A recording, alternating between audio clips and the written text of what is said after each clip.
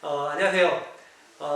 이번 시간은 저희 사회과학대학에서 공공기관 취업진로 주간 취업 동문 초청 멘토링 두 번째 시간으로 한국방송통신전파진흥원 이지혜 동무님 모시고 멘토링을 갖는 시간입니다.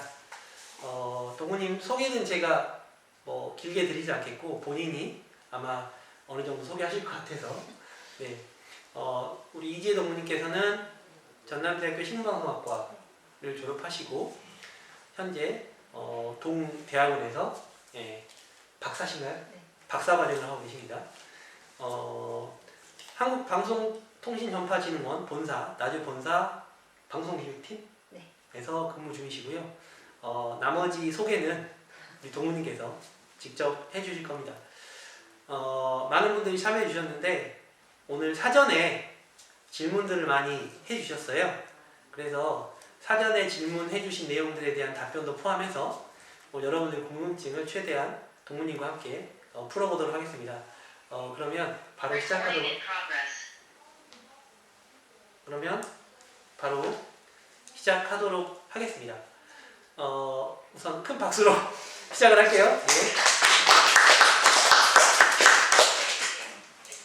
앞에서 설명해 주셨는데 여기 신문방송학과 졸업하고 지금 박사과정 3학기차 갖고 있고요. 저는 방송통신진흥본부의 방송통신기획팀에서 지금 4년차 근무하고 있는 대리 이지혜라고 합니다. 궁금하신 거 있으시면 편하게 물어보시고요. 지금 저희가 채용을 진행하고 있는 걸로 알고 있어요. 혹시 지원하신 분 계신가요? 지원하신 분 안 계시구나. 지금 채용 진행이 이루어지고 있어가지고 AI 면접까지 갔다 하더라고요. 그래서 인턴분들한테 AI 면접 질문 같은 거 좀 받아와가지고 혹시라도 궁금하시면 말씀드리겠습니다.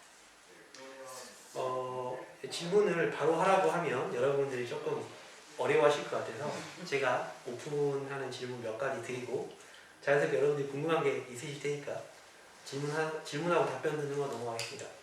일단 여기 오신 분들이 대부분 다 방송통신전파진흥원에 대해서 잘 아실 거라고 생각하지만 혹시나 한두 분이라도 아직 모르시는 부분이 있지 않을까 싶어서 전파진흥원이 어떤 일을 하고 동무님께서는 지금 현재 어떤 업무를 하시는지 잠깐만 소개해 주시겠어요?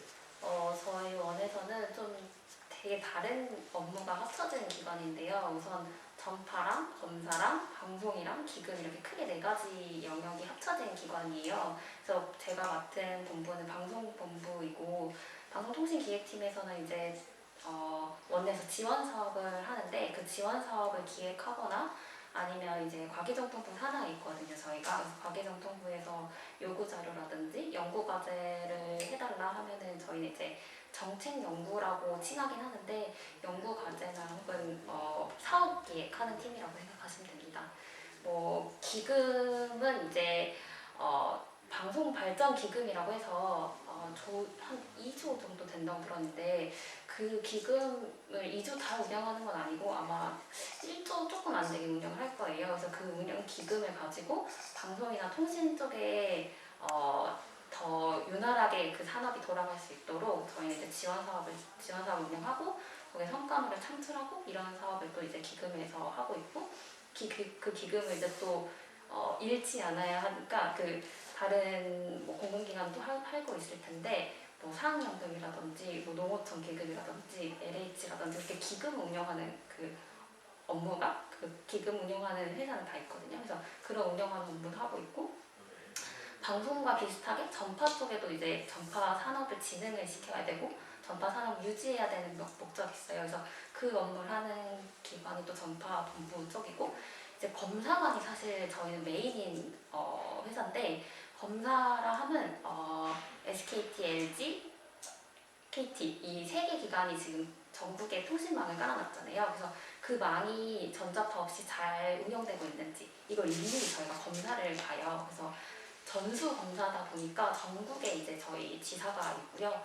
원래는 그 검사만 주로 하는 기관이었어요. 근데 기금도 붙고 방송도 붙고 이것저것 붙기 시작하면서 저희가 이름도 길어지고 여러 업무를 하게 됐는데 본래는 검사 업무가 주를 이루는 회사라고 생각하시면 돼요. 기관 소개를 지금까지 해주셨는데 혹시 여러분이 사전에 진흥원에 대해서 알고 있는 기능이나 사업 중에서 조금 더 혹시 동무님께 자세하게 듣고 싶은 사업 분야라든가 영역이 있으세요? 개인적으로 미디어 진흥 분야는 어떤 일을 정확하게 하고 있는지를 알고 싶어가지고. 방송통신전파진흥본부 안에 저희 방송통신기획팀, 콘텐츠산업진흥팀, 미디어산업진흥팀 이렇게 3개의 팀이 나눠져 있는데 콘텐츠산업진흥팀은 주로 프로그램 제작 지원을 해요. 그래서 뭐 공공공익을 위한 다큐멘터리 프로그램 제작이라든지 아니면은 해외에도 이제 저희 방송 한국 방송이 나가거든요. 그 한국어 방송 자막 지원이라든지 이런 콘텐츠 위주의 프로그램 제작 지원이 나간다고 하면 미디어 산업진흥팀은 이제 스마트 미디어 분야 관련해서 창업 활성화 관련된 지원 사업 주로 한다고 생각하시면 돼요. 그래서 저희가 대구랑 경기 쪽에도 있는데 대구는 없어졌나? 몇 개 지사가 있거든요. 그 미디어 산업진흥팀 지사가 저희 본사에도 있지만 경기 센터가 하나 더 있는데 그 2개 센터에서 이제 창업 지원 업무를 주로 하는데 입주해 계시는 분들도 계셔요. 창업하신 분들이. 그래서 그분들 지원해 드리고 그분들 성과를 이제 좀 더 성과만으로 끝나지 않고 사업으로 이어질 수 있도록 비즈 매칭하는 그런 사업도 하고 있습니다. 네, 뭐 더 물어보시고 싶은 거 있으시면 연속해. 그 지사 얘기를 하셔서 잠깐 궁금한데 본사 외 지사에서는 그러면 방금 말씀하셨던 사업 외에 어떤 사업들을 하고 있습니까? 저희가 전국에 지사가 있지만 전국의 지사는 2가지 업무가 방금 설명드린 그 스마트 미디어 센터 말고는 2가지 업무가 주를 이루는데 검사관들의 검사하는 그 업무랑 그다음에 저희가 자격검증이라는 또 다른 본부가 있어요. 여긴 조금 본부가 작긴 한데 이번에 정척이 아시나요? 정척이를 저희 회사에서 정보처리 정보처리 기사. 네, 그걸 가져오게 됐는데 원래 이 인터넷진흥원과였는데 아마 올해부터 내년부터 저희가 할 것 같아요. 그런 자격 시험을 주관하고 있는데 그런 시험 주관하는 업무 이거 2가지라고 생각하시면 됩니다. 정보처리 기사가 국가자격증이라서 네. 한국산업인력공단에 주관한 줄 알았는데 원래 산업인력공단에 있다가 기사에 갔다가 또 다시 저희 오는 것 같아요. 정보처리 기사가 네. 산업인력공단에 있다가 시험에 주관한 기관이 네, 인터넷진흥원을 갔다가 다시 저희 방송통신전파진흥원. 저 정확하게 그 프로세스를 모르겠는데 어쨌든 내년은 저희거든요. 그러면 정보처리 기사라는 자격증이 그냥 단어만 들었을 때는 상호작용하고 별 차이 없는 것처럼 느껴지는데 이게 시험 과목이나 이런 게 방송통신 전파 이런 쪽이랑 관련이 없어요? 네, 없습니다. 그럼에도 불구하고 넘어왔다는 건 상당히 흥미로운 사실인 것 같습니다. 이거는 저희 회사랑은 별개 이슈인데 정보처리 기사가 국가 자격증이고 컴퓨터 활용 능력도 많이 따시잖아요. 근데 컴퓨터 활용 능력은 국가 자격증이 아니거든요. 저도 컴퓨터 활용 능력이 있어요. 그래서 대부분의 회사에서 컴퓨터 활용 능력 자격증이 있으면 가점을 주잖아요. 근데 거기까지는 똑같아요. 정보처리 기사도 가점을 주고 컴퓨터 자격증 가점을 주는데 이제 저희 회사만 이러는 건 아닌데 정보처리 기사를 따면은 한 달에 5만 원을 더 주거든요. 근데 한 달에 5만 원 더 주는 게 그 연봉 인상할 때 만약에 연봉이 4천만 원이에요. 그럼 4천만 원에 대한 인상률이 이렇게 계속 올라가는 거잖아요. 근데 이렇게 한 달에 5만 원씩 받는 1년에 60만 원 그것도 포함해서 올라가거든요. 그래서 따주시는 게 좋더라고요. 그래서 컴퓨터 활용 능력은 인정을 못 받아요. 근데 정보처리 기사는 대부분 국가 자격증이니까 저희 기관 말고 다른 기관에서도 아마 이렇게 보너스 제도가 있을 수도 있거든요. 그래서 서머리랑 정보처리 기사 둘 중에 고민하고 계신다? 그러면 저는 정보처리 기사 추천드립니다. 실제로 그래서 정보처리 기사를 더 최근에는 많이 취득하는 경향이 조금 있습니다. 네. 뭐 채용 공고상에 그런 걸 명시해 놓지는 않는데 말씀하신 대로 입사 후에 뭔가 이 수당이라든가 또는 뭐 여러 가지 가점 때문에 이렇게 취득하시는 경우가 있어서 아주 좋은 꿀팁을 알려주셔서 감사합니다. 우리 동무님이 하시는 업무에 대해서 조금만 더 자세하게 듣고 싶은데 혹시 입사 후에 뭐 어떤 업무를 해오셨는지라든가 아니면 지금 업무를 쭉 해오셨다 그러면 연차에 따라서 또는 입사 후에 뭐 업무가 어떻게 좀 변화가 됐는지 그런 것들 좀 간단하게 소개 부탁드립니다. 저는 약간 특이 케이스인데 저는 석사를 졸업을 하고 그 다음에 경력직으로 입사를 한 케이스예요. 그래서 방송통신기획팀 자체가 원래 예전에는 연구본부였거든요. 그래서 연구과제를 위주로 하는 팀이었는데 그게 조직 개편이 되면서 그냥 팀으로 방송통신기획팀으로 바뀌었는데 저희 팀에는 그러다 보니까 박사나 석사를 가지신 분들이 많으세요. 그래서 저도 처음 왔을 때는 석사고 대리였지만 팀에서 막내였거든요. 그래서 그런지 저희 팀은 보통 연구과제를 매해 하고 있고요. 연구과제는 뭐 이제 과기정통부에서 발주한 연구과제를 보통 들어가서 방송이라든지 미디어라든지 콘텐츠라든지 통신까지는 크게 들어가진 않지만 요즘에 뭐 블록체인이라든지 비트코인이라든지 이런 미디어 분야에 관련된 다양한 연구를 진행하고 있고요. 그 다음에 제가 처음 들어와서 했었던 거는 미디어 이슈 앤 트렌드라고 저희 원내에서 발간하는 산업 동향지가 있어요. 그래서 그 동향지 원고를 기획하고 작성하고 제작하는 데까지 그 프로세스를 제가 관리를 했었거든요. 이 사업은 없어지진 않을 거고 이것도 거의 매년 이루어지는 사업이라고 보시면 되고 이제 연구과제랑 그 산업 동향지랑 플러스로 컨퍼런스, 포럼, 뭐 이런 세미나 이런 걸 되게 많이 개최를 해요. 저희가 아무래도 산업을 진흥하는 기관이다 보니까 업계에 어떤 문제점이 있는지 아니면 업계에 문제점이 있으면 그걸 어떻게 해결해줬으면 좋겠는지 하는 그 산업의 목소리를 계속해서 들어야 되거든요. 산업의 목소리뿐만 아니라 학계의 목소리라든지 뭐 다른 정부의 목소리라든지 이런 거를 다 같이 토론하고 논의하고 이런 자리들을 계속 마련을 해야 돼요. 그래서 포럼, 세미나, 컨퍼런스 뭐 이런 거를 개최하는 일도 하고 있고요. 수시 과제라고 하면 이제 이거는 정부 부처 공공기관이 부처 산하의 공공기관이라면 다 똑같을 텐데 부처에서 요구 자료가 이제 계속해서 수시로 와요. 그래서 어떤 산업에 만약에 요즘에 비트코인이 어떤 문제가 있는데 이 문제가 뭔지 찾아주세요 하면 저희는 이제 그거를 공부를 하고 보고서를 작성을 해서 드리는 역할. 이거는 정기적인 업무는 아니고 부처에서 요구하시면 이제 하는 그런 수시 업무라고 생각하시면 돼요. 이 4개 롤이 저희 팀의 메인 롤이에요. 그 아까 미디어 이슈에 관해서 처음에 입사했을 때 미디어 이슈에 관한 동향지 네네네. 발간하는 네. 업무를 했다고 했는데 그걸 혹시 일반인들이 볼 수 있나요? 네, 이번에 볼 수 있고요. 저희 밀리의 서재랑 교보문고랑 그 모아진이라고 전자잡지 플랫폼인데 그런 데서 다 이제 열람 가능하시고 저 홈페이지에서도 열람 가능하십니다.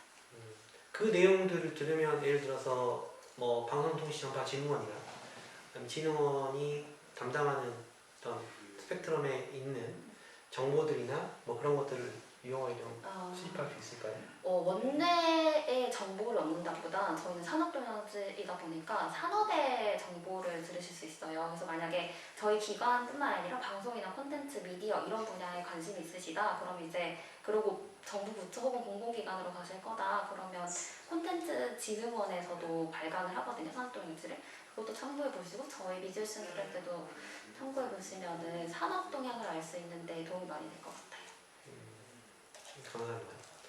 혹시 지금까지 들었던 내용들 들으시면서 뭐 궁금하신 부분이나 그런 게 있으면 질문 부탁드리고요. 질문이 없으면 이제 여러분들이 사전에 궁금하다고 보내주셨던 질문들에 대해서 답변을 들어보는 시간을 갖도록 하겠습니다. 그 혹시 석사 학위는 그러면 처음부터 그 계획을 하고 준비하신 건가요? 사실 저는 한 1학기 정도는 취업 준비를 했던 것 같아요. 처음부터 석사를 갈 생각은 없었고 저는 전공을 살리고 싶은 마음이 되게 컸던 것 같아요. 그래서 석사는 전대에서 나오진 않았는데 관련 전공으로 다른 대학에서 나오긴 했는데 1학기 정도 취업 준비를 해보고 나는 공부를 조금 더 하고 싶다. 그리고 이 전공을 살려서 취업을 하고 싶다라는 마음이 생겨서 바로 석사를 갔고 석사 끝나자마자 취업을 했어요. 그러면 혹시 그 학위 없이는 학과를 살리는 게 좀 어려웠다고 느끼나요? 저희 회사를 한정적으로 말씀하시는 거예요? 이 분야 전체에서요. 이 분야 전체에서 네. 어느 기관을 가느냐에 따라 다를 것 같긴 한데 제가 콘텐츠 진흥원에서도 잠깐 있었어요. 그래서 그 취업하시는 입사하시는 분들에 대해서 말씀드리자면 뭐 제가 정확하진 않지만 콘텐츠 분야에서 되게 경력 혹은 경험 혹은 그 관련 사항들이 되게 많으신 분들이 들어오셨거든요.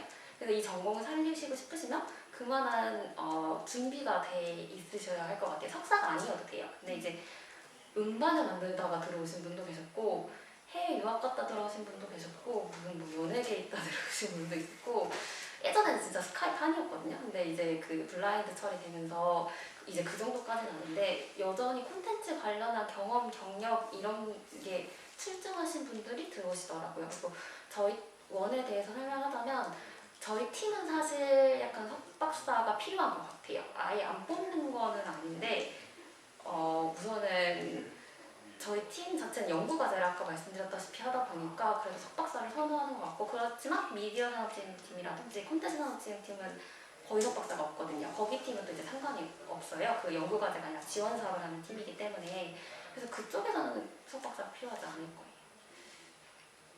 이번 그 채용 공고문에 보면 여러분도 아마 관심 있으신 분들은 보셨겠지만 응시 자격이 학력이나 직급에 제한이 없다라고 되어 있지만 6급과 7급과 사무원을 나누어서 자격 기준을 제시하고 있습니다. 학력에는 제한이 없으나 직급별 체험 자격으로 6급은 석사학위 이상 소지자, 학사학위 취득 후 2년 이상 관련 분야 실무 경력자, 그 다음에 7급은 학사학위 소지자 이상 또는 취득 예정인자, 그러니까 우리 학부만 졸업해도 된다는 얘기죠. 사무원은 고등학교 이상인 자 이렇게 되어 있는데 아마 우리 동무님이 지금 일하고 계시는 방송기획팀 같은 경우에는 6급으로 네, 6급으로 채용을 하시는 것 같고 그렇기 때문에 이제 정책 연구과제 같은 걸 수행을 해야 되니까 아마 석사학위 이상을 요구하시지 않나 생각이 듭니다. 그래서 채용 분야에 따라서 다르니까 그런 부분들은 채용 공고를 통해서 한번 확인해 보시면 자세한 정보를 아실 수 있을 것 같습니다.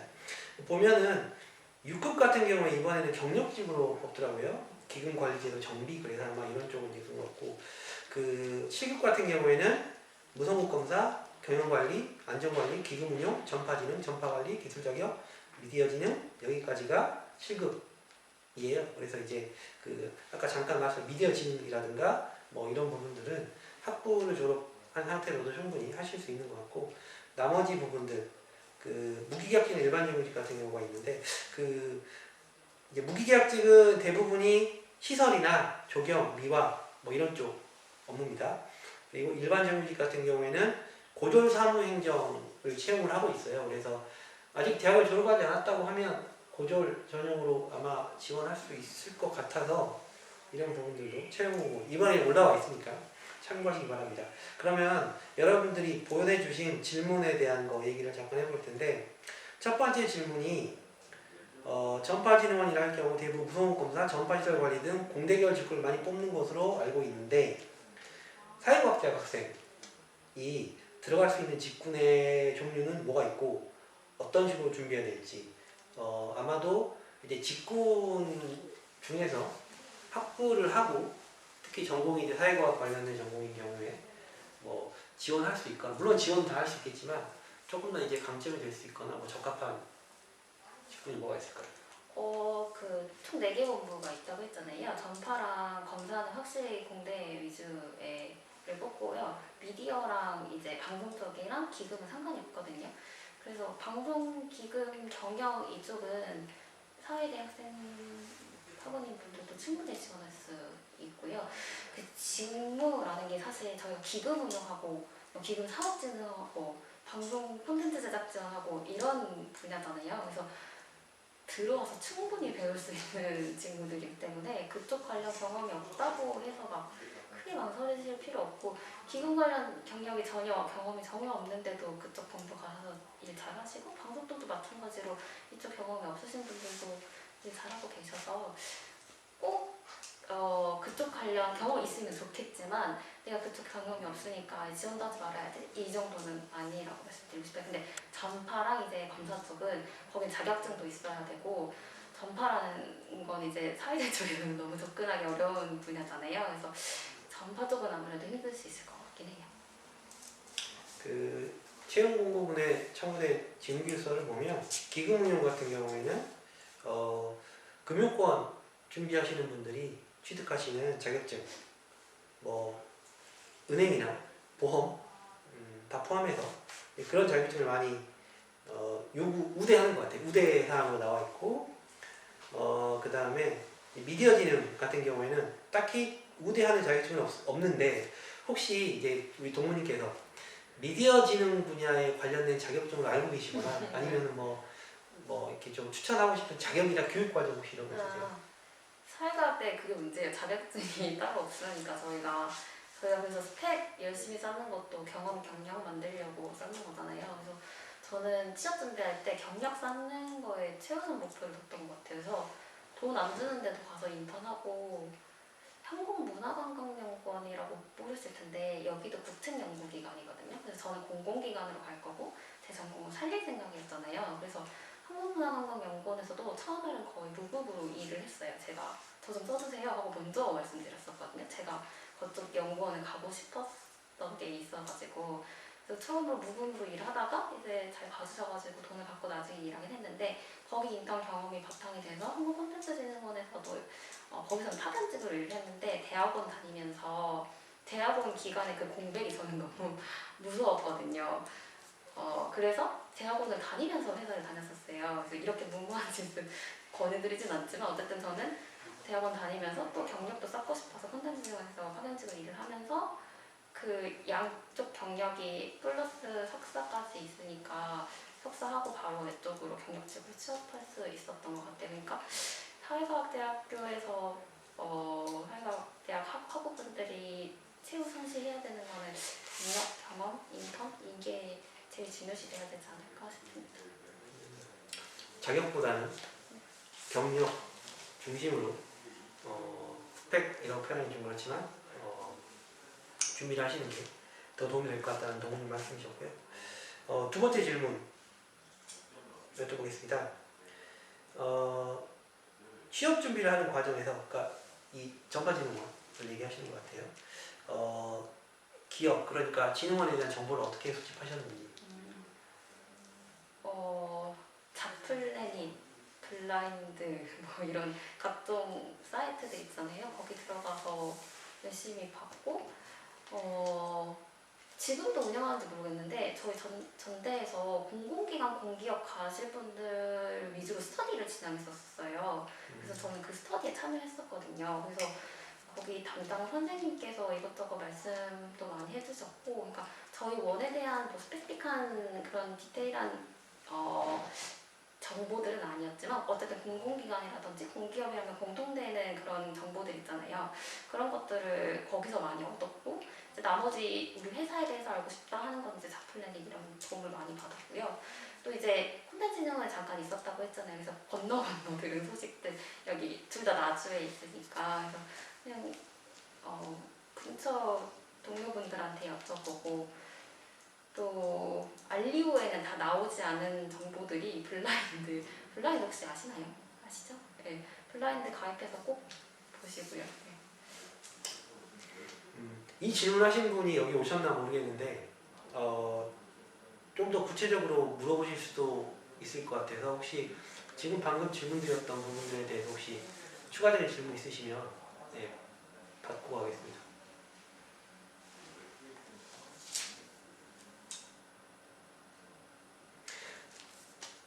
그럼 혹시 전파진흥원 입사를 위해서 스터디라든가 이런 것들을 따로 하셨나요?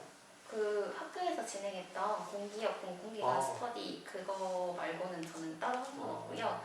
근데 이제 저는 전파진흥원만 지원해야겠다 이건 아니었어가지고 전파진흥원 제가 지원할 때는 AI 면접이었거든요. 근데 전파진흥원이 아마 공공기관에서 거의 처음으로 AI 면접을 진행했을 거예요. 근데 나머지들은 다 NCS 시험을 봤으니까 NCS 준비도 같이 했어야 했어서 그 공공기관 공기업 스터디를 하면서 제일 중점을 뒀던 게 그 NCS 스터디였거든요.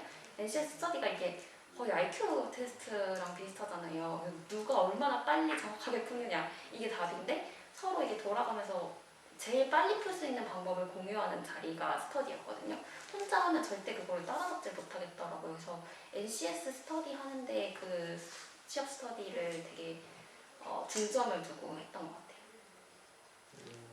NCS 스터디를 중점을 두셨다. 아마도 우리 동무님께서 말씀하신 프로그램이 그 취업에이스 프로그램. 치어 베이스 아니 아니었어요? 치어 베이스도 같이 했었거든요. 아, 같이 하긴 제가 저랑 했던 그 기간에 근데 네. 이름이 다르긴 했어요. 취업 베이스였거나 아니면은 뭐 잡스쿨이라는 유사한 프로그램이 있었고, 그 다음에 지금 뒤에서 보시면 저 방에서 지금 진행하고 있는데, 어떤 그 취업 컨설턴트 분이 오셔가지고 4명 5명 한 팀으로 해서 그 해내는 잡튜터링이라는 프로그램도 있습니다. 그 중에서 어떤 프로그램은 계속 하고 있고 어떤 프로그램은 중단이 된 프로그램도 있는데, 여러분들이 학교 취업지원본부인 학생처 취업지원실의 프로그램들 많이 참여하시면 좋을 것 같아요. 특히 스터디 같은 경우에 물론 유사한 분야를 완전히 공통적으로 묶어드리는 건 아니지만, 그래도 여러분들이 스터디를 시작하는 단계에서 도움을 받으실 수 있을 것 같고, 그 온라인으로 정보를 뭐 교환할 수 있는 유용한 채널이라던가 아니면은 정보를 수집할 수 있는 채널이 혹시 추천하고 싶으신 데 있을까요? 아까 자프레이라고 블라인드 봐요. 별로 말고요. 없으면 아. 넘어가시면 저는 근데 진짜 블라인드가 제일 유용했던 게, 블라인드는 이제 회사를 다니는 사람이 쓰는 거잖아요. 근데 이제 그 블라인드에 글을 올리는 사람이라면 뭔가 회사에 불편 불만이 있어서 글을 올릴 거는 맞아요. 근데 그걸 감안하고 보시긴 하셔야 되는데, 그래도 거기 나와 있는 별점 이런 게 있잖아요. 생각보다 잘 맞거든요. 저는 이제 전대를 나왔고 나주에서 근무하고 있다 보니까 나주에 있는 공공기관 사람들을 그래도 한 기간에 한두 명씩은 알아요. 그래서 그 사람들 평을 들어보면 단편적인 거긴 하지만 블라인드 평점과 그 다니고 있는 사람들의 평점이 거의 비스무리하다라고 생각이 되거든요. 그래서 블라인드가 저는 그 개 중에 가장 적절했던 것 같아요. 그 회사의 정보를 알아내는 데 있어서. 다음 질문으로 그럼 넘어가고, 질문 쭉 읽어드리면서 혹시 이제 파생되는 질문이 있으면 제가 좀 네. 추가 질문 드리겠습니다. 올해 채용 공고의 7급 같은 경우가 무기계약직으로 표기가 되어 있는데, 이제 무기계약직이라는 단어가 사실 취업 준비하는 분들한테는 굉장히 리스크가 느껴지는 단어예요. 정규직으로 전환이 된다는 건지 아니면 그냥 계속 무기계약직으로 간다는 건지, 그러면 승진이 되는 건지 등등등 이런 문제들이 이제 사실은 우리 취업 준비하는 학생들한테는 중요한데, 어떤가요? 정규직 전환이 전제가 되는 건가요? 아니면 그냥 계속 무기계약직으로 가는 건가요? 혹시 아시는 분 있으면? 네, 제가 정확하게 아는 건 아니지만 이제 동기들이나 회사분들 보면은 무기계약직의 정규직 전환이 잘 이루어지는 편이긴 한데, 이것도 TO 제한이 있어가지고 무기계약직이 바로바로 정규직 전환된다 이렇게는 말씀을 못 드릴 것 같아요. 왜 자꾸 회사가 무기계약직을 꼽는지는 모르겠지만, 무기계약직으로 들어오신 분들이 그래도 서서히 정규직으로 전환돼 가는 추세거든요. 원래 예전에는 되게 적체가 많았대요. 무기계약직이 계속 무기계약직으로 남는다거나 한번 이슈가 있어가지고 무기계약직을 선택할 수도 있었거든요. 정규직이랑 그런 이슈도 있어서 한번 이렇게 꼬인 역사가 있는데, 지금은 거의 무기계약직이 정규직으로 이제 바로바로 아니지만 그 수순은 밟아가고 있고, 물론 승진도 되고 연봉도 올라가는 조건이에요. 그래서 저는 무기계약직을 왜 자꾸 뽑는지는 정확히는 잘 모르겠어요. 회사 사정이 있겠지만 무기계약직이라고 해서 정규직이랑 차별을 받는다 이런 거는 사실 저도 정규직에 들어가서 제가 모르는 걸 수도 있긴 하지만, 어쨌든 전환이 되고 승진도 되고 연봉도 올라가고 다 이러다 보니까 크게 뭔가 베리어를 두지 않으셔도 될 것 같아요. 근데 이제 사무원 직급은 다르거든요. 사무원 직급은 원래 여기 고졸이라고 나와 있지만 대졸로 들어오신 분들이 되게 많아요. 그래서 그 사무원 직급도 없어져야 되는 직급 중 하나인데, 사무원은 이제 사무원에서 7급으로 넘어가는 그 TO가 되게 적어요. 그래서 사무원을 한번 들어오고 나면 저희는 이제 포인트제거든요. 주입에서 대리에서 과장까지 무조건 포인트제여가지고 TO가 나든 안 나든 점수가 쌓이면 승진을 해요. 대신 이제 차장, 팀장, 본부장 이런 데는 이제 TO제여가지고 그때부터는 이제 TO 제한이 있어서 누가 빠져야 들어갈 수 있는 그런 건데, 이제 사무원은 달라요.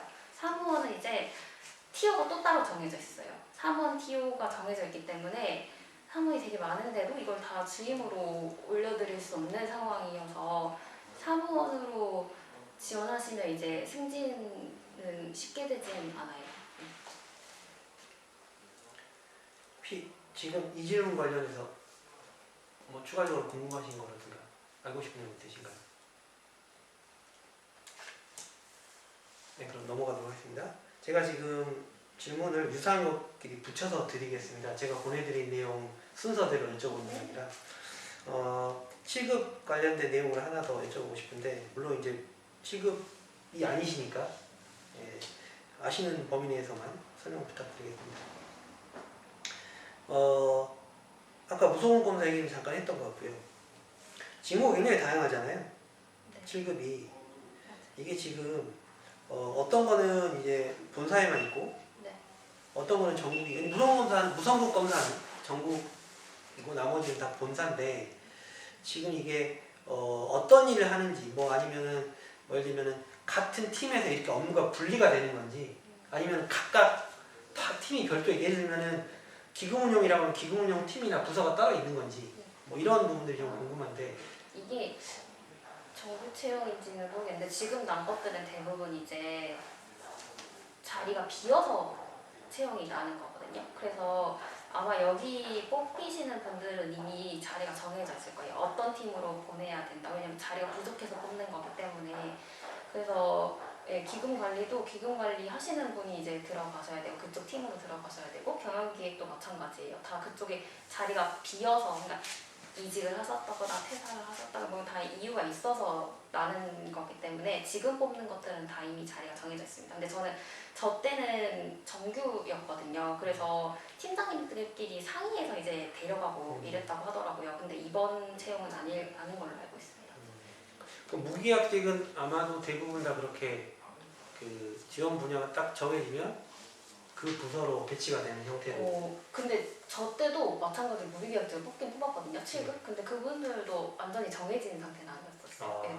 그러니까 채용을 할 때 조금씩 다를 수는 네. 있는데, 아마 이번 채용 같은 경우에는 분야가 딱 정해져 있기 때문에 네. 그 부서로 배치가 되거나 그 업무를 실제로 수행을 하는 것 같습니다. 혹시 이 부분에 대해서 조금 더 질문하고 싶으신 거 있으실까요? 왜냐면 제가 여쭤보긴 했는데 이미 앞서서 많이 설명을 해주셨던 부분이라.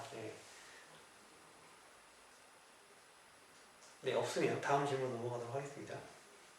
다음 질문입니다.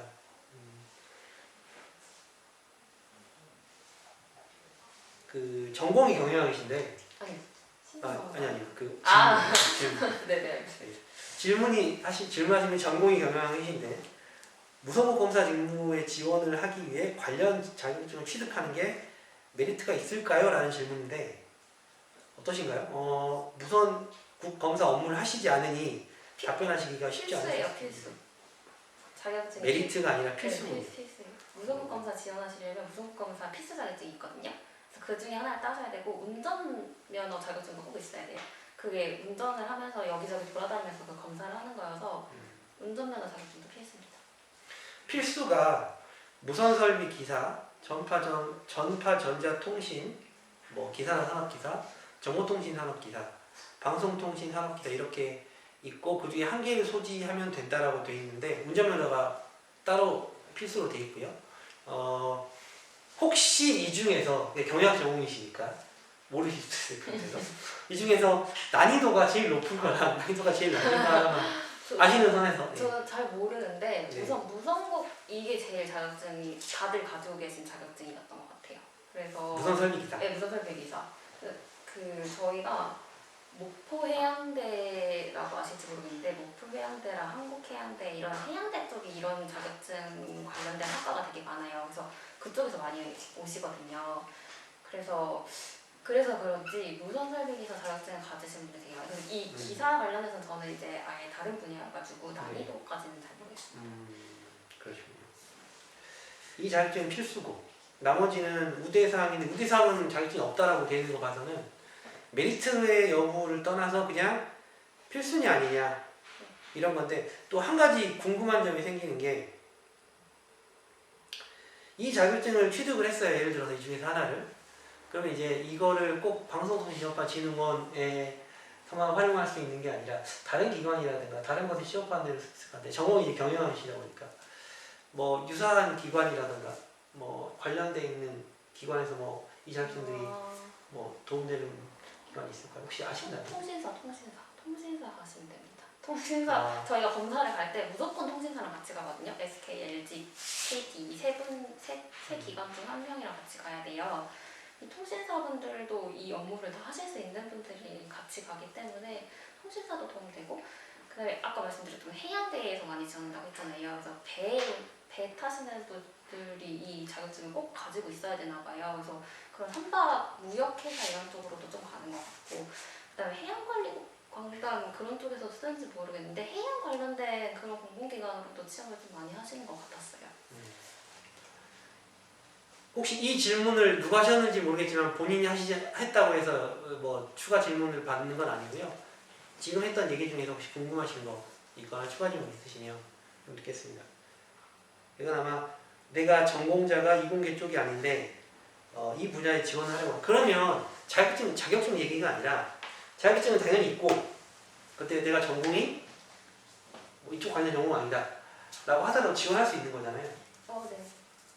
그러면 뽑을 때 뭐 전공 같은 건 안 보겠죠? 자격증 있으면 되니까. 지금은 어떻게 되는지 모르겠는데 저 때는 전공을 수하는 건 없었지만 대부분 그럴 텐데 어떤 수업을 수강했는지 그 수강 내용을 쓰라고 했었거든요. 교육이요. 그러니까 전공이랑 관련 없이 전공이랑 관련된 친구랑 관련된 그 수업 내용을 써야 되니까 아무래도 전공이라기보다는 자기가 걸었던 길 그걸 보여주는 게 핵심인 것 같아요. 수업 관련된 내용, 어떤 수업 적었냐라는 게 블라인드 채용, NCS 채용이 어떻게 보면 좀 독특한 부분이죠. 기존의 입사지원 방식하고. 그래서 본인의 전공보다는 뭐 지금 학교 다니고 계시다면 관련된 수업을 뭐 몇 개 들어보시는 것도 앞으로 도움이 될 것 같습니다. 그게 더 중요하지 않을까. 전공자 여부니 전공자냐 아니냐보다는 자격이 있고 그 다음에 그 자격만 있는 게 아니라 관련 수업을 들은 기록이 있냐 이런 것들이 요구가 되는 것 같고, 사실 이제 이런 부분 관련해서 한 가지 말씀드릴 게 여러분들이 NCS 관련된 입사 지원을 하실 때 NCS로 된 입사 지원을 쓰실 때 그 지금 방금 말씀드린 것처럼 어떤 수업 들었냐 쓰시잖아요. 수업명을 쓰고 교육과정명이죠. 내용을 쓰잖아요.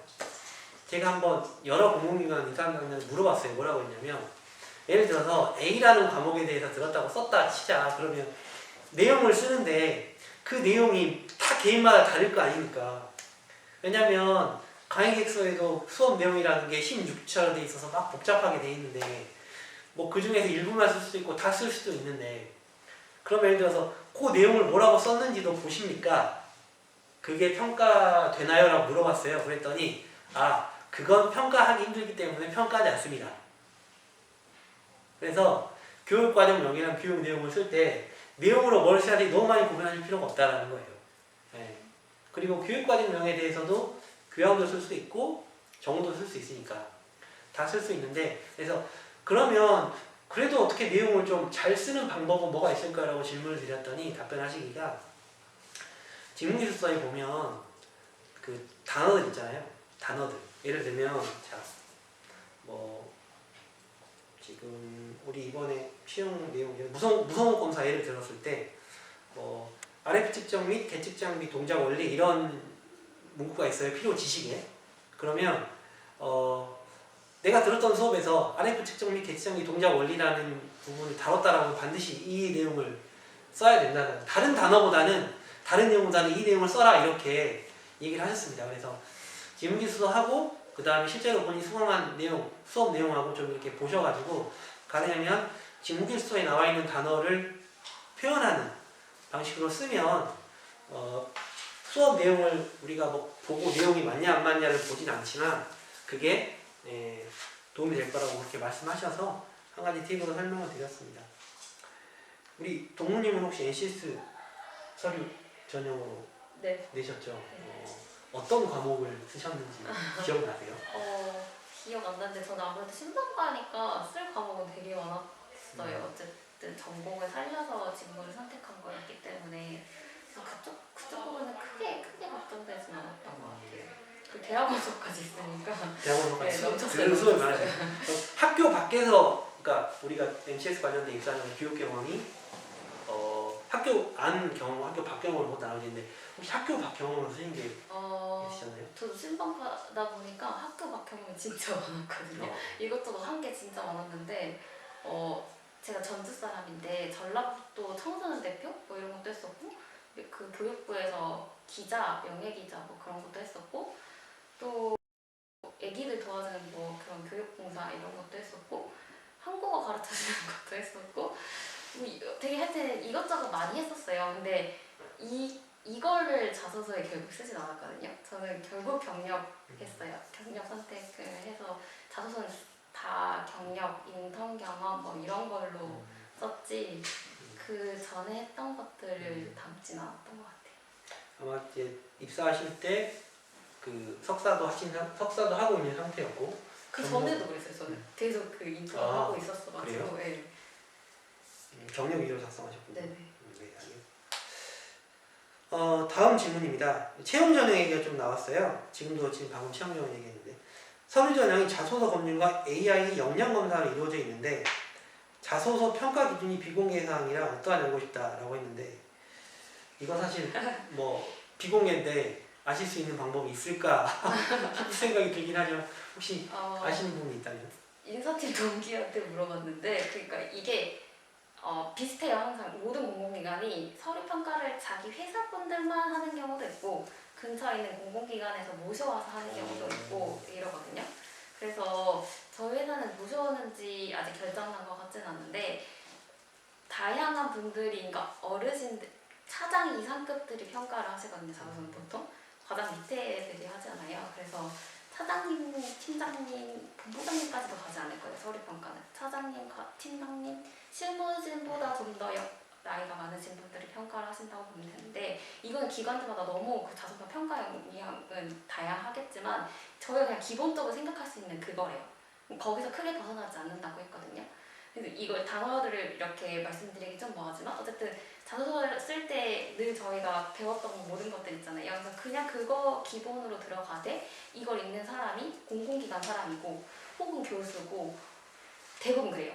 학계에 계시거나 아니면 공공기관에 계시거나 이런 분들인데 차장급 이상으로 오셔서 평가를 한다고 생각하시면 되거든요. 근데 또 나이 엄청 많으신 분들은 아니라는 거. 딱 그 연령이 독자다라고 생각하시고 쓰시면 되고 AI 면접은 제가 오늘 물어보고 왔는데 먼저 자기소개 지원 동기 성격의 장단점 이것도 똑같이 물어본대요. 그래서 그 AI 면접 해보신 분이 계실지 모르겠지만 카메라 보라고 하고 내 표정을 막 읽거든요. 그래서 이게 정확히 어떤 시스템인지 모르겠지만 거짓말을 하는지 안 하는지 내가 얼마나 유연하게 잘 말하는지 이런 거를 평가하는 것 같긴 한데 자기소개서 지원 동기 성격의 장단점을 기본적으로 물어보고 표정을 보여준대요. 그래서 이 표정이 무슨 감정이야? 하고 이렇게 사이코패스 테스트 하는 것처럼 그걸 맞추는 것도 하고 이게 처음에는 IQ 테스트 비슷한 문제들이 나와요. 막 여기에 있는 동그라미를 여기 한 5번째 막대기에 3번 만에 움직여서 꽂아 넣어라. 뭐 이런 게 되게 IQ 테스트 같잖아요. 그런 질문도 나오고 카드를 다 뒤집어 놔요. 그래서 여기에 꽝 카드가 있는데 50개 중에 3개의 꽝 카드가 있다. 몇 개나 뒤집을 거야? 계속 뒤집어봐. 이렇게 한대요. 그러니까 이건 뭘 테스트하는지 모르겠어요. 도전적신인지 뭔지 모르겠는데 그럼 카드 뒤집기도 하고 기온, 습도, 풍향 이런 거를 정보를 주고 여기에 날씨를 맞춰봐라. 뭐 이런 질문도 한대요. 이런 건 이제 IQ 테스트 비슷한 거고 그 다음에 상황 면접도 하거든요. 그래서 저 했을 때는 네가 소개팅을 나갔다. 근데 지갑을 놓고 왔네? 상대방한테 어떻게 말할 거야? 연기해봐. 이렇게 하고 실제 연기를 해야 돼요. 제가 이렇게 어떻게 하겠습니다가 아니라 상대방이랑 말하는 것처럼 카메라 앞에서 말을 해야 되거든요. 이번에는 뭐 조카 얘기가 나왔다고 했던 것 같아요. 막 음식을 먹여야 되는데 조카한테 뭐 그런 거를 설명해라 뭐 이런 내용이 또 나왔다고 했고 저 할 때도 뭐 팀장님이 규정을 어기는 일을 했다. 어떻게 설득할 거야? 연기해봐. 이런 식으로 나왔던 것 같고 점점 IQ 테스트 같은 질문의 영역이 많아진다고 하더라고요. 그래서 이 IQ 테스트 느낌이 나는 AI 면접이 유튜브 찾아보니까 있더라고요. 그거 한번 보시고 참고하시면 될 것 같아요. 이번 AI 면접은 그랬다고 했습니다. 그러면 AI 역량 검사 그러니까 지금 말씀하신 내용 중에서 뭐 이렇게 문제 푸는 거 네. 그런 것들 하셨잖아요 실제로. 연습을 따로 하시지 않으셨죠? 왜냐면 첫 거의 번째여가지고. 첫 번째였을 네. 거니까. 그래도 일단 그런 거 한다고 했을 때 상당히 부담스러웠을 텐데 네, 뭐 맞아요. 어떻게 준비하셨어요? 그게 그냥 루머로 돌았는데 거짓말은 절대 하지 말라 이거였거든요. 그러니까 걔가 제 표정을 막 읽으니까 제가 거짓말을 하면 그걸 바로 알 수 있다는 거예요, AI가. 그래서 최대한 거짓말을 하지 않으려고 노력했고요.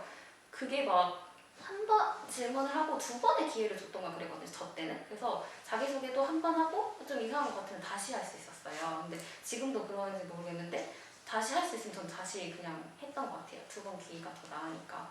그 IQ 테스트는 진짜 뭐 어떻게 할 수가 없으니까 IQ 테스트는 전혀 준비를 하지 못했었고, 이제 상업 면접 같은 거는 생각보다 재밌었어요. 이제 NCS 면접을 다 공공기관에 진행을 하잖아요. 거기서 이제 면접관들 전 면접관이 9명이었거든요. 면접관 9명 앞에서 그 상업 면접을 하는 거는 되게 어려웠지만 카메라 앞에서 그냥 연기하듯이 자연스럽게 하니까 생각보다 그거는 더 편했던 것 같아요. 그냥 AI 면접이. 동기 중에 그냥 집에서 입는 후드티 입고 그냥 시험 보고 이런 친구들도 많았고, 저도 면접 정장을 따로 입고 AI 면접을 보진 않았던 것 같아요. 그런 거는 평가에 들어가진 않는 것 같아요. 면접 복장이 AI 편하게 해서 작용하진 않는다. 이제 AI 채용을 사실 제일 먼저 도입한 공공기관이기도 하고, 실제로 마이다스 IT라는 기업에서 개발한 툴이 제일 먼저 이제 네. 우리 전파지능원에 적용되는 거예요. 기본적으로 이제 마이다스 IT에서 만들 때 개발하는 사람들이 다 심리학자예요. 여기 이제 심리학 전공 있으신지 모르겠지만 그것만 이제 개발하는 그 회사의 담당자가 또 있어요. 그래서 그런 게임들 많이 만듭니다. 그래서 혹시 그런 게 뭐가 있는지 채용을 하고 싶으시면 마이다스 IT라는 회사에 들어가면 그 회사에서 이런 게임들이 있다고 보여줍니다. 실제로. 네, 보여주기도 하고, 그 다음에 실제 아마 여러분들이 실제 방송통신진흥원에서 테스트 하시면 뭐 시뮬레이션 테스트 해가지고 예시 테스트 몇 가지 한번 해보라고 공개하는 게 있을 거고, 그거 아니면 이제 심리학과에서 IQ 테스트 방금 말씀하셨던 그런 거 하거든요. 그 실습 같은 거 해요. 심리학과에서 그런 과목이 있어서.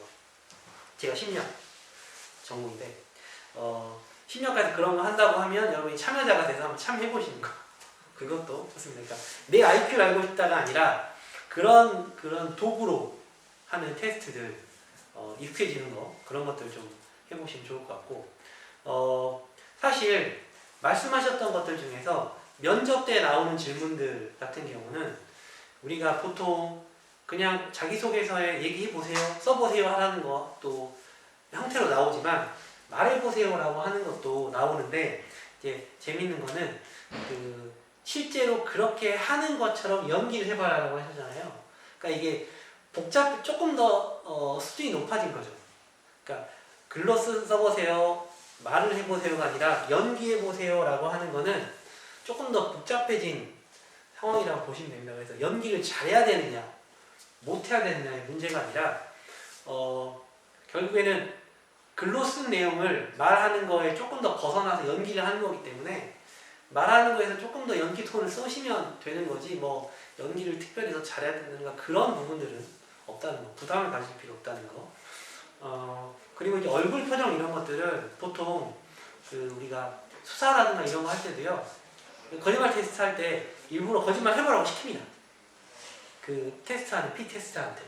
왜 그러냐면 이 사람이 어떤 상태가 거짓말하는 상태인지 아니면 어떤 상태는 진실만한 상태인지 몰라요. 처음에는 알 수 없잖아요. 그러니까 어떤 기본 베이스를 알아야 되기 때문에 뭐 거짓말로 된 문항을 읽어보라고 하거나 참인 문항을 읽어보라고 하거나 하면서 이 사람이 거짓말을 할 때는 어떤 변화가 있는지를 미리 측정을 해놓습니다. 그리고 나서 이제 면접 질문을 던졌을 때 이 사람이 거짓말을 할 때 어떤 상태가 나타나면 거짓말의 문화라고 판정을 하고, 근데 물론 그런 것들은 초기에는 그렇겠지만 지금은 굉장히 데이터가 많이 쌓여있다 보니까 이제는 막 그런 거 하지 않고 그냥 바로바로 물어보고 측정하는 경우도 있어요. 근데 되게 위험한 부분이라 실제로 이런 부분들은 기업에서 채용을 해서 점수를 매기거나 할 때는 보수적으로 접근을 해요. 그러니까 참고 자료로 쓰거나 아니면 미미하다는 거죠. 평가 영역에서. 그렇기 때문에 나 거짓말하는 것 같은데 떨어지는 거 아니야? 이런 부담을 막 심하게 느끼실 필요는 없습니다. 그래서 영양검사라고 해서 뭐 특별한 게 없으니까 부담을 가질 필요는 없을 것 같고요. 채용 전형 얘기까지 해보고 있는데 혹시 그 지금 얘기하는 거 말고 진흥원의 채용 전형이나 채용 전형 과정의 내용에 대해서 과정에 대해서 궁금한 거 있으면 질문을 좀 받아보도록 하겠습니다. 지금 그러면은 저희가 주로 생각하는 뭐 국어 수학하는 NCS가 거의 사라지고 AI 영양평가 쪽으로 대체가 되고 있나요? 저희 회사는 아예 대체가 된 케이스예요. NCS를 여전히 많은 기관이 보고 있잖아요. 근데 저희 원은 NCS를 아예 AI로 대체했어요. 그래서 저희 회사는 NCS 시험 보는 거 있잖아요. 언어 영역 이렇게 그건 아예 없어요. 다른 문화예술 공격도 그런 식으로 바뀌는 추세인가요? 추세? 저는 AI 면접을 하나의, 그러니까 저희처럼 NCS를 대체하는 기관을 많이는 못 봤고, 그냥 AI 면접 하나 더 넣는 거예요. 그래서 서류평가, AI 면접, NCS 시험, 면접 뭐 이런 식으로 하나의 뭔가 더 추가 기능으로 넣지, 이걸 대체하는 기관이 많은 것 같지는 않아요. 그래서 NCS는 준비하셔야 될 거예요. 네, 또 그러면 그 필기 그 시험이 1차 전형 거기에 포함되는 거죠? 필기 어떤 필기시요? 그러니까 그 AI 영양평가 얘기하시는 것 같아요. AI 영역평가요? 뭐 예를 들어서 직업 기초 능력 그런 거 그게 있잖아요. NCS. 예. 네. 근데 이제 여기 채용 전형은 1차, 2차 이렇게만 나뉘어 있고 서류 및 AI라고만 명시가 되어 있잖아요. 그게 좀 잘 이해가 안 가더라고요. 그게 아예 없어진 거예요. NCS는 아예 그러면은 직무기술서에 이게 써져 있는 거는 그냥 이걸 평가한다라는 그 능력은 각 문제 해결 능력, 의사소통 능력 이런 건 기본적인 사람이 갖춰야 될 직무를 하기 위해서 갖춰야 될 능력이잖아요. 그걸 평가하는 방법이 NCS도 있을 거고, NCS 시험도 있을 거고, NCS 면접도 있을 거고, AI 면접도 있을 거니까 NCS 시험 빼고 나머지 것들을 평가하겠다. AI를 활용한 여러 가지 테스트로 방금 말했던 어떤 문의의 능력, 의사소통 이런 걸 이제 보겠다라고 이해하시면 될 것 같아요. 그리고 AI 면접이 저희 원내에 저희는 성과 평가를 하거든요. 그래서 매년 자기 점수가 나와요. 근데 이제 SA, B, C, D 이렇게 가는데 S등급 받으신 분들이 AI 면접을 다시 봐요. 그래서 그분들의 특성이 있을 거 아니에요. 그래서 그걸 바탕으로 다음에 또 반영해서 AI 면접을 준비하고 이런다 하더라고요. 그러니까 우리 회사에 잘 맞는 인재를 뽑기 위해서 데이터를 쌓아놓는 형태라고 보시면 돼요. 그래서 사실은 영양평가 대부분의 공무원이나 일반 대기업도 그렇습니다만 하이 퍼포먼스를 보이는 분들을 프로파일링해서 그분들하고 유사한 직원을 뽑으려고 해요. 근데 사실 취업 준비하는 입장에서는 누가 하이 퍼포먼스인지 모르잖아요. 그래서 그런 거를 좀 이제 알 수 있는 방법이 뭐가 있을까요? 우리가 이제 전혀 그 조직에 대해서 모르고 내부인도 아닌데 그런 하이 퍼포먼스를 보이는 사람들을 누가 어떤 사람인지 그냥 간접적으로 알 수 있는 거죠. 이게 성과평가라는 게 저희는 위에 보직자들이 하는 점수가 가장 높고요. 근데 이제 동료평가도 하거든요. 옆에 사람이 나랑 똑같은 직급이 혹은 나보다 밑에 직급도 저를 평가할 수 있고 저 또한 마찬가지. 근데 대신 이 점수는 그렇게 높진 않아요. 그러니까 동료들하고도 잘 지내야겠고 상사들이랑도 잘 지내야겠고 직무도 잘 해야 되고 뭐 동향 파악 같은 이런 것도 잘 해야겠고 이걸 전반적으로 잘하는 사람이 가져가면 좋겠죠? 근데 회사라는 게 늘 그렇지만은 않아요. 하지만 이제 그런 부분을 다 고려한 인재가 그래도 S등급 혹은 A등급을 받고 승진을 할 수 있을 거예요. 이걸 하나의 좋은 S등급 받는 사람 하나의 유형화시키기는 되게 어렵지만 그리고 서로 공개도 안 하거든요. 원래 원칙적으로 공개하면 안 돼요. 저 사람이 무슨 등급을 받았고 내가 무슨 등급을 받았고 이게 왜냐면 크진 않지만 연봉이랑 직결되는 거여가지고 공개는 하진 않지만 그래도 동기들은 어느 정도 알고 있잖아요. 그래서 S등급을 받았던 동기들을 생각해보면 뭐 이제 보직자들한테도 잘 지내고 동기들이랑도 잘 지내고 일도 곧잘 하고 일 미루지도 않고 또 일 던지지도 않고 뭐 이렇게 두루두루 잘 지내는 사람? 이런 사람이 S등급, A등급 받는 사람인 것 같아요. 뭐 진흥원에서 발간하는 그 대회의 어떤 사보라고 표현하나요 저희가 보통? 저희는 사보가 따로 아 그래요? 또 네. 대외적으로 그 홍보하는 어떤 홍보물 같은 네, 것들 채널이 보면 있습니다. 네. 보면은 막 그 뭐 어떤 우수한 사회라든가 네. 뭐 그런 것들, 그러니까 우수한 개인이나 우수한 팀이나 맞아요. 우수한 사례에 대해서 알리기도 하는데 그런 것들을 참고하는 것도 이제 다른 기관은 그런 거 되게 많이 하더라고요. 네, 그런 부분 참고하는 거 좋을 것 같아요. 그리고 채용 전형 얘기 또 궁금하신 거 있으시면 좋겠습니다.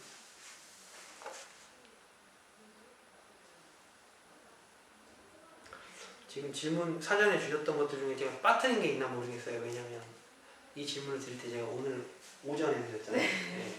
그래서 오후에 혹시 응답하신 분이 계시면 제가 지금 못 여쭤보고 넘어갈 수도 있는데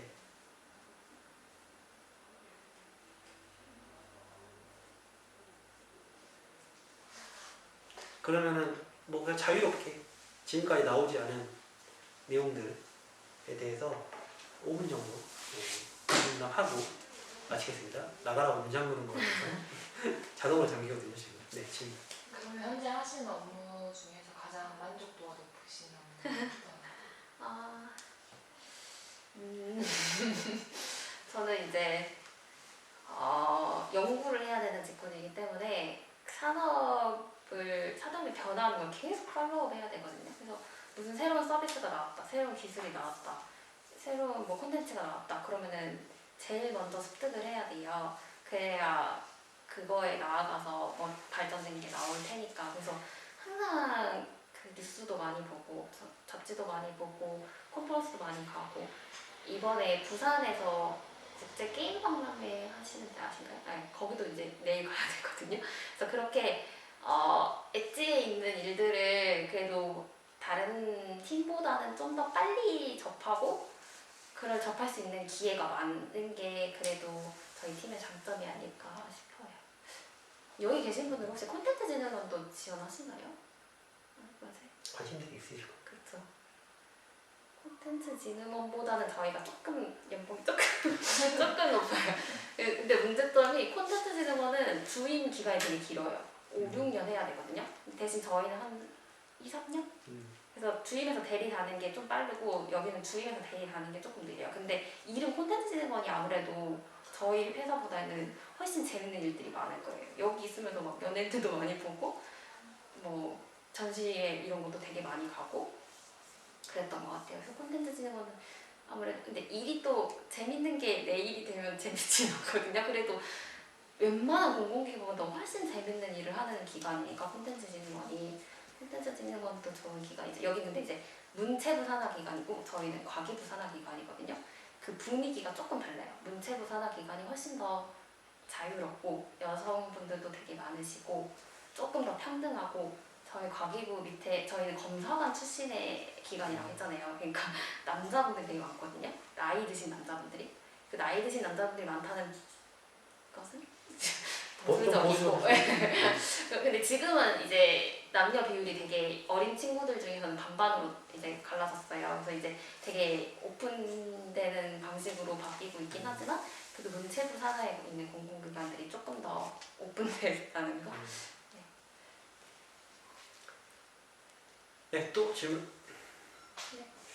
네, 계속 하셔도 됩니다. 그러면 아까 자기소개 쓰실 때 그 경력 기준으로 시작하고 하셨잖아요. 그러면 공모전이나 대외 활동 같은 거는 저희한테 추천해 주실 건 없는 건가요? 저 공모전도 되게 많이 했었는데 공모전에서 막 대상 이렇게까지 탄 건 없지만 뭐 장려상 받고 우수상 받고 뭐 이런 건 좀 있었어요. 근데 저는 그걸 적진 않았던 것 같아요. 그러니까 항상 그런 식이었어요. 뭐 어떤 활동을 해요. 그럼 그 활동을 자소서에 넣을 수 있는 다음 활동을 하고 이 활동을 또 다음 자소서에 넣을 수 있는 활동을 하고 이게 어느 정도 쌓였으면 그 다음에 인턴을 하고 인턴이 좀 쌓였으면 이렇게 계약직을 하고 뭐 이런 식으로 한 단계 한 단계 밟아서 올라가는 역할로 그걸 썼지 이걸 바로 채용 이렇게 넣어봤거든요. 잘 안 돼요. 그래서 이제 다른 분들은 더 역량이 출중하셔서 그런 것도 잘 녹여내고 그러시면 또 다른 길이 열리겠지만 저는 이런 공모전 막 이렇게 짜잘짜잘하게 하는 것들 있잖아요. 그걸 바로 이렇게 썼을 때는 크게 좋은 결과가 있지는 않았어요. 그리고 또 한 가지 말씀드리고 싶은 게 사회대 친구들이 좀 더 그게 심한 것 같은데 전공을 살리려는 친구들이 되게 많아요. 근데 이제 전공을 살리려는 뜻은 자아실현을 하겠다 이거잖아요. 직무를 하면서 자아실현을 하겠다. 근데 이거를 잘 생각해 보셔야 돼요. 직무를 하면서 진짜 자아실현을 할 수 있는지를 먼저 한번 체험을 해보세요. 인턴을 하든 무슨 다른 형태를 하든 그게 진짜 자아실현이 되면 그 전공을 살리면 너무 좋잖아요. 돈도 벌고 자아실현도 하고. 근데 많은 부분이 그렇지 않은 경우도 되게 많아요. 그래서 전공을 살리려고 오직 이 길만 파기보다는 파는 것도 좋지만 좀 오픈된 마인드로 전 그걸 약간 후회하거든요. 전 너무 외길 인생만 걸었잖아요. 지금 신분과 박사까지 갔잖아요. 근데 제가 어렸을 때 조금 더 오픈된 마인드로 뭐 한전도 집어넣고 삼성도 집어넣고 여기저기 저는 전공을 살리고 싶은 생각이 되게 컸어요. 근데 굳이 안 그랬어도 됐지 않았을까. 이 자아실현은 회사 말고도 할 수 있는 방법이 많고 회사를 통해서 자아실현이 되는 경우가 되게 생각보다 적어요. 그래서 여러 경험을 해보시고 내 전공 무조건 살려야 돼 그러면은 뭐 하시는 거 추천하지만 처음부터 나는 여기 왔으니까 내 전공 살리는 게 맞아 그래야 내 자아실현이 돼 이렇게 바로 뚱뚱뚱뚱 이어지진 않거든요. 그래서 뭔가 조금 더 사회대 학생들이 오픈된 마인드로 다양한 옵션들을 생각하셨으면 좋겠다. 뭐 스펙 준비하는 거야 뭐 당연히 다들 잘 하시겠지만. 네, 그리고 또 질문. 저 이거는 개인적인 건데요. 이제 취업 준비할 때 다 정규직 기준으로 입사 지원을 했다 했을 때 그 순위가 있잖아요. 개인적으로 생각하는 목표 순위. 네. 그 중에서 제일 만약에 낮은 순위의 곳이 됐어요. 그러면은 우선은 일을 하는 게 좋을까요? 아니면은 좀 더 도전을 해보는 게 좋을까요?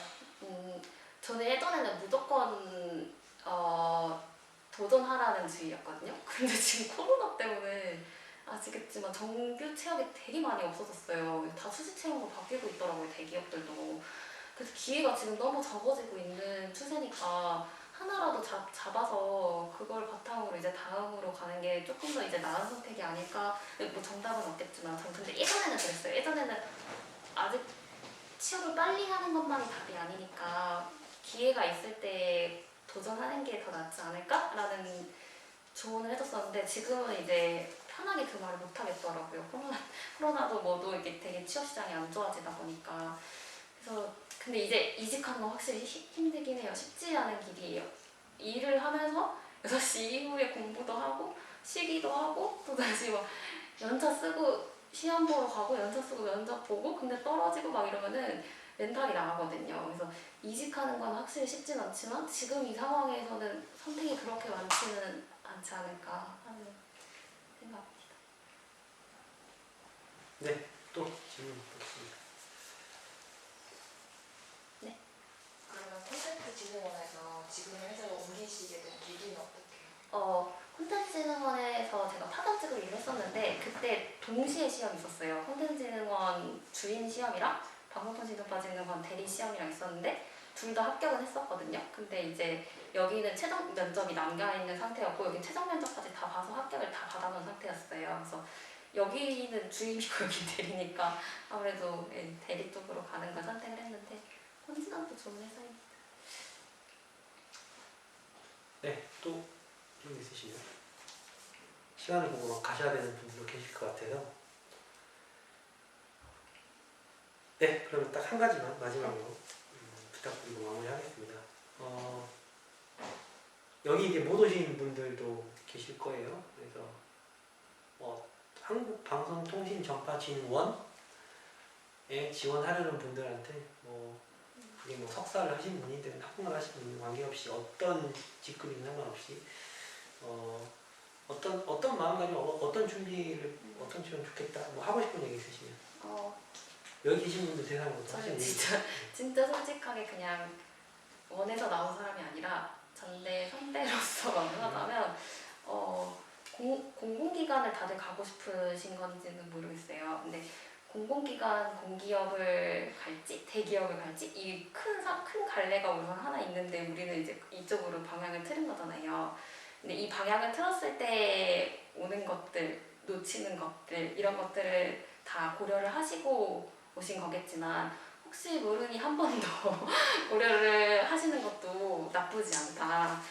어렸을 때 빡세게 벌고 그러니까 대기업에서 공공기관 와요. 근데 공공기관에서 대기업 절대 안 가거든요. 못 가 절대 못 가요. 이게 가시는 분도 있겠지만 맞지 않아요. 그래서 대기업에서 공공기관 오시는 분들이 이제 되게 저는 좋은 테크라고 생각하거든요. 근데 공공기관에서 대기업으로 옮기기 너무 힘드니까 그런 부분도 좀 알아주셨으면 좋겠고 저희 원이 그렇게 자주 채용이 나지 않고 채용하는 숫자도 되게 작아요. 그러니까 없으실 수도 있지만 너무 원만 보고 채용 준비를 하시지 마시라고 말씀드리고 싶고 그 다음에 뭔가 내가 스펙이 안 되니까 아직은 지원을 하지 말아야지 이런 마인드보다는 그래도 한번 해보고 떨어져 봐야지 뭐 하는 회사인지 가서 무슨 질문 할지 알잖아요. 그래서 무조건 도전해보는 건 나쁘지 않으니까 도전 먼저 하시라고 말씀드려요. 네, 감사합니다.